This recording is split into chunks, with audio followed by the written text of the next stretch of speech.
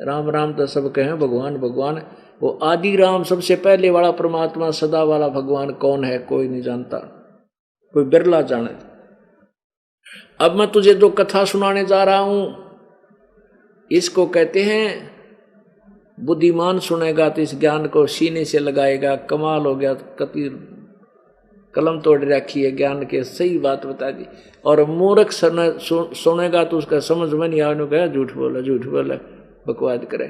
तो कहते हैं जो मैं कथा सुनाने जा रहा हूं या कड़वी कुनीन है, और बुद्धिमान तो कुनीन खा लिया करे, वही रोग इससे तो कटेगा, तो खानी पड़ेगी, कड़वी दवाई है। और मूर्ख थूक देता है, वो मृत्यु को प्राप्त हो जाता है। जो इस सच्चे तत्व ज्ञान रूपी कड़वी कुनीन को जो नहीं स्वीकार करेगा वो काल के मुंह में चला जाएगा। और जो इसको फांकी मार गया, सुन गया और इसके अनुसार ढल गया तो वो मोक्ष हो जाएगा उसका। ज्ञानी सुने सो हृदय लगाई, मूर्ख सुने तो गम न पाई। अब बताता हूं, माँ अष्टंगी पिता निरंजन, ये जम दारुण वंशन अंजन। ब्रह्मा विष्णु महेश की माता तो दुर्गा है और पिता ये ज्योति निरंजन काल है, ब्रह्म है।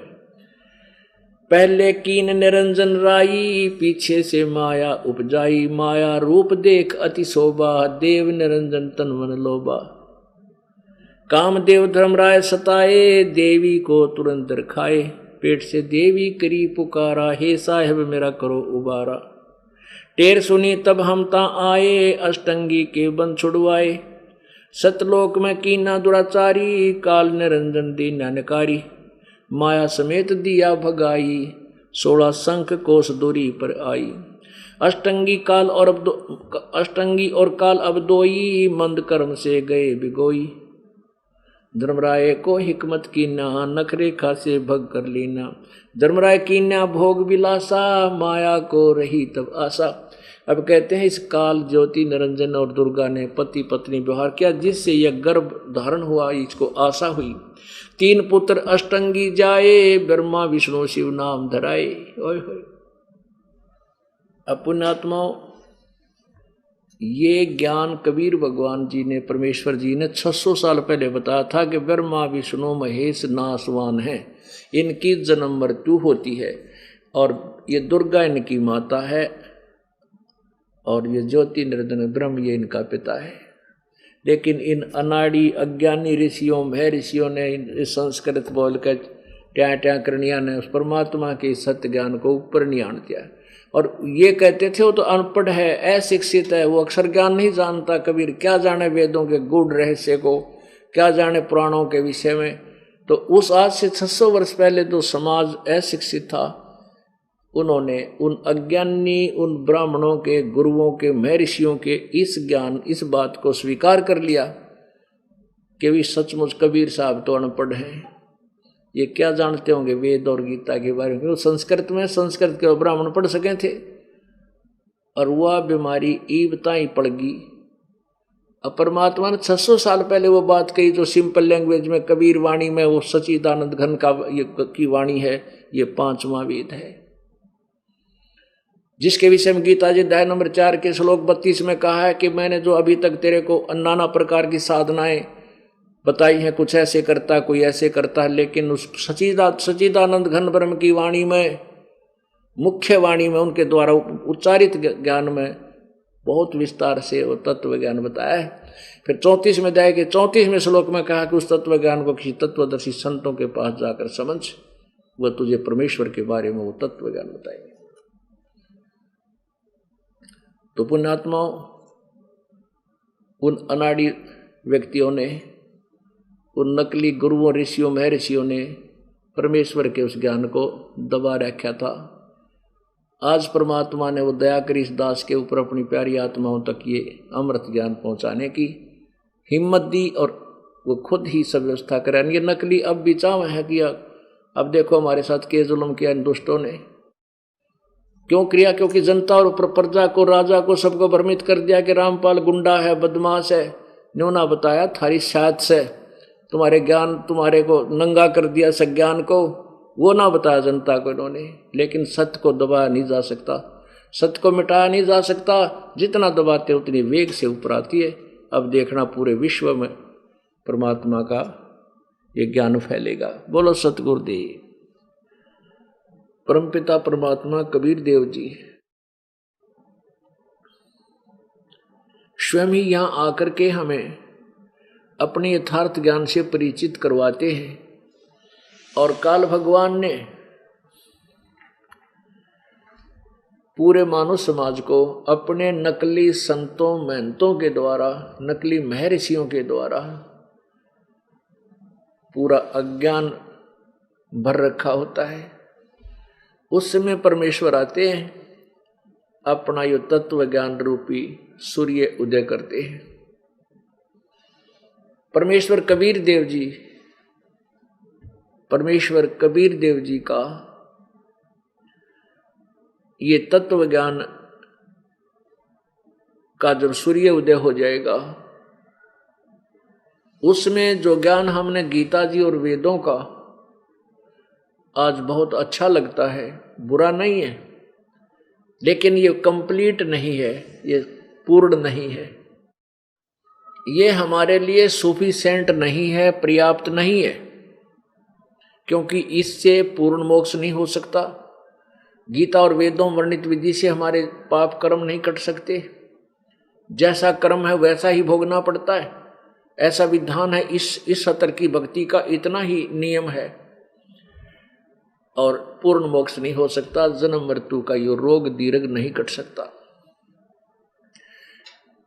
और पूर्ण परमात्मा के इस तत्व ज्ञान में वो सब विधि वर्णित है, वो कंप्लीट नॉलेज है, वो पूर्ण ज्ञान है, जिसमें पाप कर्म दंड काटने के वो मंत्र भी हैं और पूर्ण मोक्ष के मंत्र भी हैं, जो गीता और वेदों या अन्य कुरान या बाइबल के पुराण ज्ञान में नहीं है। तो जब हमारे को ये तत्व ज्ञान समझ में आएगा आपको, उस समय क्या होगा? उस समय क्या होगा कि हम अपने को ये वेद और गीता, पुराण और कुरान और बाइबल का ज्ञान कैसा लगेगा? तारा मंडल बैठ कर ये चांद बढ़ाई खावे, उदय हुआ जब सूरज का ये स्यों तारों छिप जावे। रात्रि के समय चंद्रमा का प्रकाश बहुत अच्छा नजर आता है, लेकिन पर्याप्त नहीं है।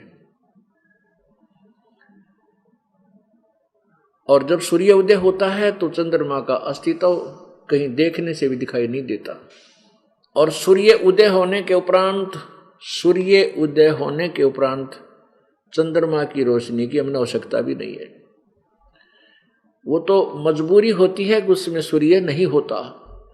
इस प्रकार जब तक हमें ये तत्व ज्ञान नहीं मिला था तो हमारी मजबूरी थी, हम ब्रह्मा विष्णु महेश और ब्रह्म तक की साधना पर ब्रह्म तक की कर लेते थे, लेकिन वो पर्याप्त नहीं थी। अब हमें वो पर्याप्त प्रकाश मिल गया, वो पर्याप्त ज्ञान मिल गया।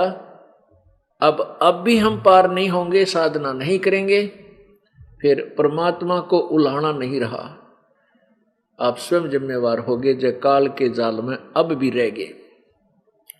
इसके लिए परमेश्वर अपनी वाणी में कहते हैं, समझा है तो सिर धर पाओ और बहोर नहीं रे ऐसा दाओ। ओहो, यदि तू समझ गया है, आपको ये ज्ञान समझ में आ चुका है कि मानुष जन्म बार बार नहीं मिलेगा, मनुष्य जीवन कभी फिर 1,84 भोगने के बाद मिल भी गया तो तत्वदर्शी संत नहीं मिलेगा, ये ज्ञान नहीं मिलेगा, ये नाम नहीं मिलेगा।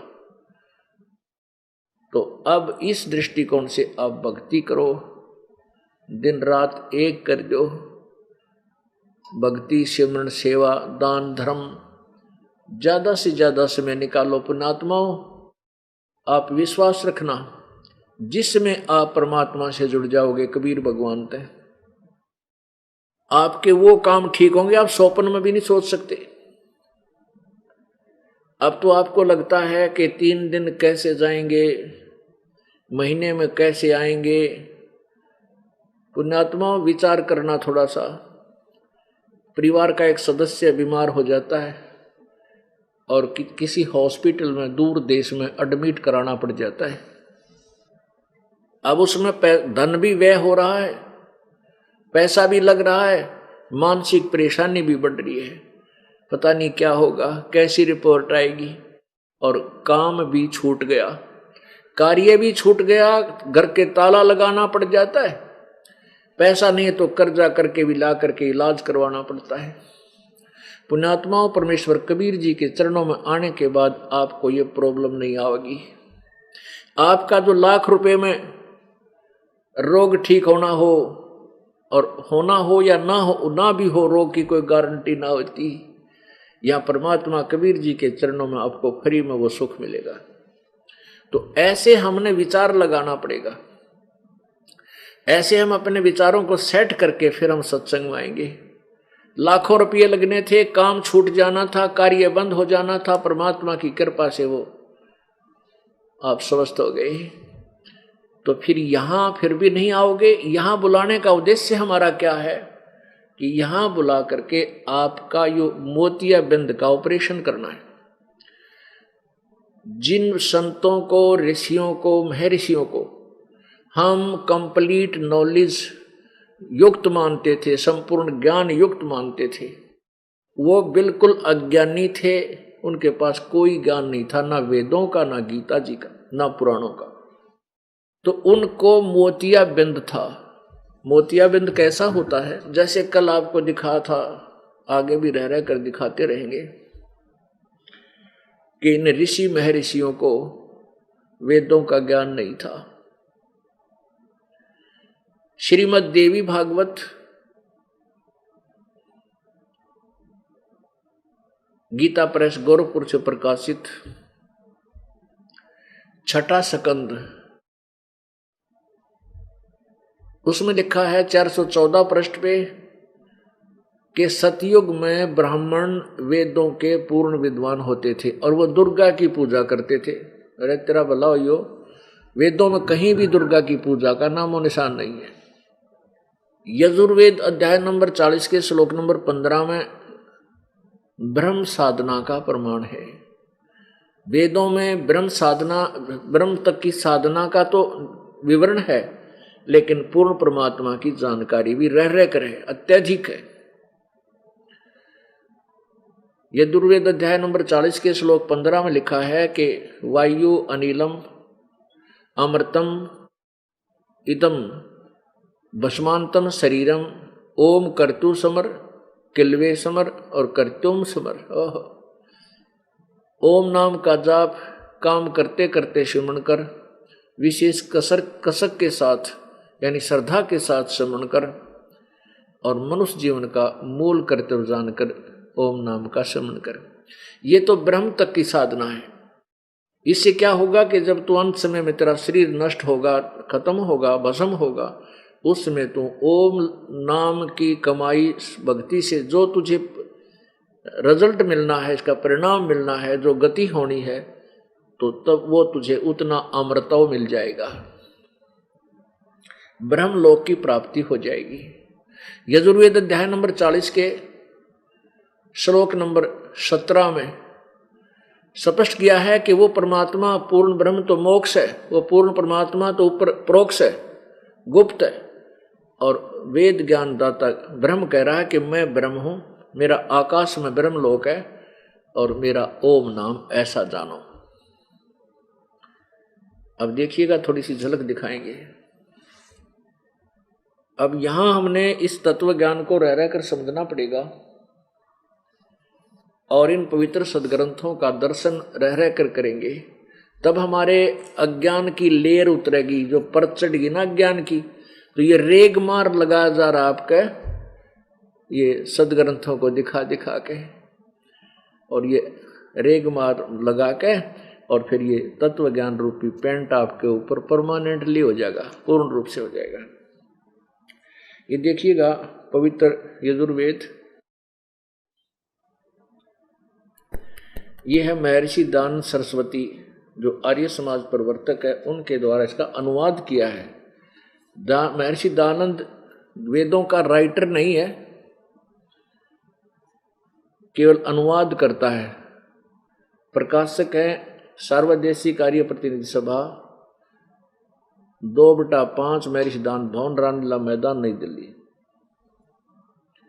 यजुर्वेद भाषा भाष्य संपूर्ण 40 अध्याय, महर्षि दानव सरस्वती कृत, इनके द्वारा किया है। और मुद्रक है Prince offset printers, 1510, Pataudi house, Daryaganj, नई दिल्ली। यहां देखिएगा लास्ट में इसके यजुर्वेद का अंतिम अध्याय के अंतिम ही श्लोक हैं, ये देखिएगा। ये 4400 अंतिम अध्याय है, 4400 यानी 40वां, ये 4400 माने 40वां अध्याय है। और ये यजुर्वेद भाषा भाष्य है। ये ऊपर मिसप्रिंट है थोड़ा, ये यजुर्वेद है और ये 15वां श्लोक है। वायु अनिलम अमृतम, वायोर अनिलम अमृतम इदम अथ इदम भस्मांतम शरीरम, ओम करतो समर, किल्बे समर और करतोम समर। समझ के इसने तो अनुवाद करने का, अड़ंगा करने का ठेका ले रखा था। दानंद ने तो भांग पी कर लग जाता था। संस्कृत अवश्य आती थी लेकिन आध्यात्मिक ज्ञान नहीं था इसको। इसने क्या लिखा है कि करतो, हे करतो काम करने वाले जीव, करतो माने काम करने वाले जीव, तू शरीर छूटते समय ओम इस नाम वाची ईश्वर को। अब देखो दयानंद ने ये नहीं लिख रखा है कि ओम नाम का जाप करो अनुवाद में, क्योंकि ये तो ज्ञान तो इसको था नहीं, ना ये भक्ति करता था, केवल वक्ता बना बैठा था। अब देखो ओम शब्द है, देखो यहाँ कर्तो का अर्थ किया है। कर्तो माने कर्म करने वाले जीव, तू शरीर छूटते समय ओम। अब ओम का यहाँ लिखना था ओम, ओम ही लिखना था, ओम इस नाम को स्मरण कर, ये अनुवाद होना चाहिए था।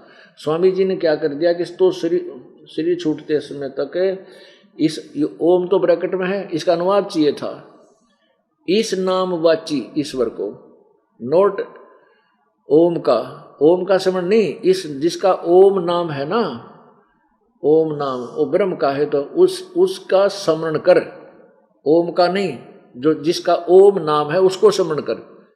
और अपने किल्वे माने अपने सामर्थ्य के लिए, अपने सामर्थ्य के लिए परमात्मा और अपने स्वरूप का स्मरण कर, अपने स्वरूप का के स्मरण करे।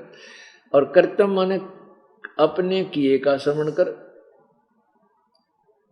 इस संस्कार का वायु धनंजय आदि रूप वायु, कारण रूप अनिलम माने कारण रूप वायु, अमृतम अविनाशी कारण को धारण करता हुआ, अथ माने इसके, अनंतर इदम यह शरीरम नष्ट होने वाला सुखदायक आश्रय शरीर, सुख आदि का आश्रय शरीर, भस्मांतम अंत में भस्म होने वाला, ऐसा जानो। इससे सिद्ध है कि यू ओम नाम भी ना जप्या करता, ये केवल गपोड़ मारा करता, इधर उधर के कहीं की ईंट कहीं का रोड़ा इकट्ठा कर रखा था। इससे सिद्ध है कि अनुवाद करता क्या क्रिया करता है, इससे स्पष्ट पता चल जाता है ये कितना विद्वान था, कितना इसने भगवान को जाना है। इसका सीधा सा अर्थ बनता है कि ओम नाम का जाप करतो समर, काम करते करते सुमन कर, ओम नाम का, ओम स्पष्ट लिखा है इसमें देखो, ओम करतो समर, बस ओम समर, नोट इसमें ये लिखा कि जिसका ओम नाम उसको समन कर। ये तो हम संस्कृत भी तो ये देवनागरी यानी नागरी लिपि है, हम इसको आसानी से पढ़ सकते हैं, अक्षर ज्ञान हमारे पास है, इसमें तो कोई डाउट है नहीं। ओम करतो समर, किल्वे समर, करतुम समर, कति सिंपल से सिंपल उसमें लिख रखा है भाव में। तो ओम नाम का जाप काम करते करते समन करो, विशेष कसक के साथ। किल्वे माने उन्होंने कहा तो किलबलाट माच गया, यानी कति कसक को बहुत जबरदस्त श्रद्धा से और कर्तुम अपने मुख्य उद्देश्य मान करके परमात्मा के अपना मुख्य कर्म मान करके मनुष्य जीवन का के भगवान की भक्ति बिना ये जीवन व्यर्थ है मनुष्य का, इस करके तू ओम नाम का इस दृष्टिकोण से और ऐसे जाप कर। जब तेरा शरीर छूटेगा तब तुझे ओम नाम के सतर की, ओम नाम से जो तुझे लाभ मिलना है वो अमृतो मिल जाएगा, और तेरा जो प्राण जो जीव है वो लिंग शरीर बन जाता है, उसकी बैटरी चार्ज हो जाती है। वायु अनिलम अमृतम अथ इदम भस्मांतम शरीरम। तो इसका अर्थ ये बनता सीधा सा कि ओम नाम का जाप करने से इसके सत्र का जो लाभ तुझे होना वो मिल जाएगा। अब आगे लिखा है ये 15 में, अब 17 इसका 40 में जाएगा। अंतिम मंत्र है यजुर्वेद का 44वां अध्याय, और ये 17वां श्लोक मंत्र है, लास्ट है ये इस अध्याय का भी लास्ट है और यजुर्वेद का भी अंतिम मंत्र है। इसमें क्लियर कर रखे है, इस अनुवाद करता है का ही पढ़े, इसे बहुत कुछ समझ में आएगा। दयानंद जी कह रहे हैं, लिख रहे हैं, हे मनुष्यो, जिस ज्योति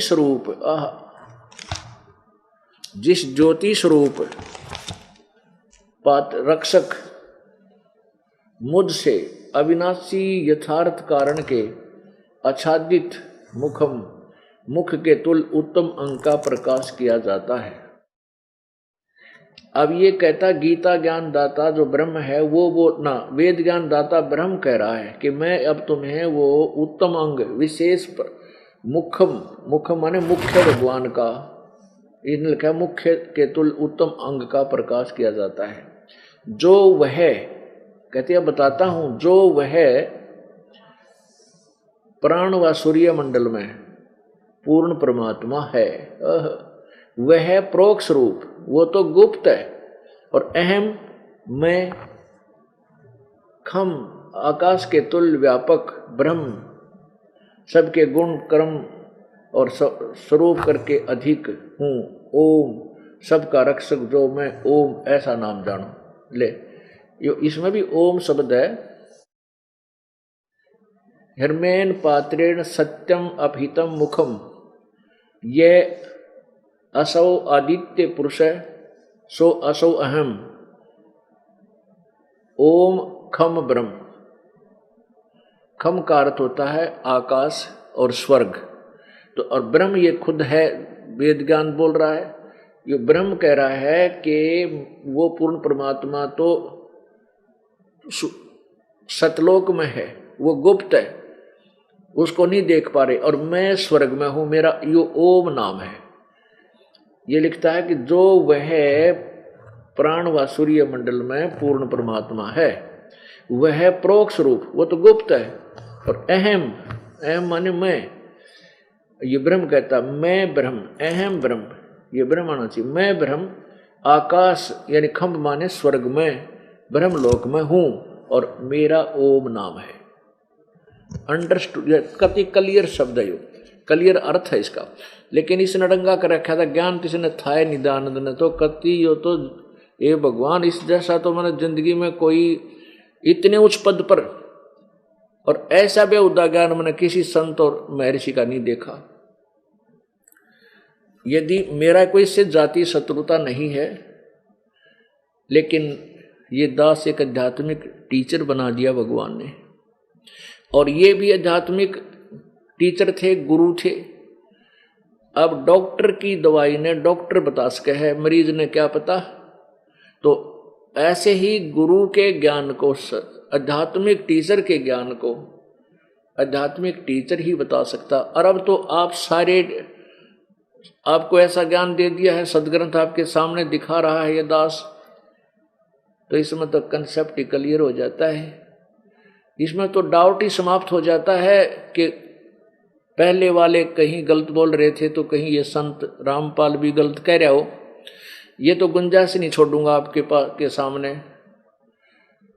आपको सदग्रंथ दिखा दूंगा जिनको आप सत्य मानते हो, फिर आप निरसंशय हो जाओगे और परमात्मा के ज्ञान को आसानी से ग्रहण करोगे। अब ये क्या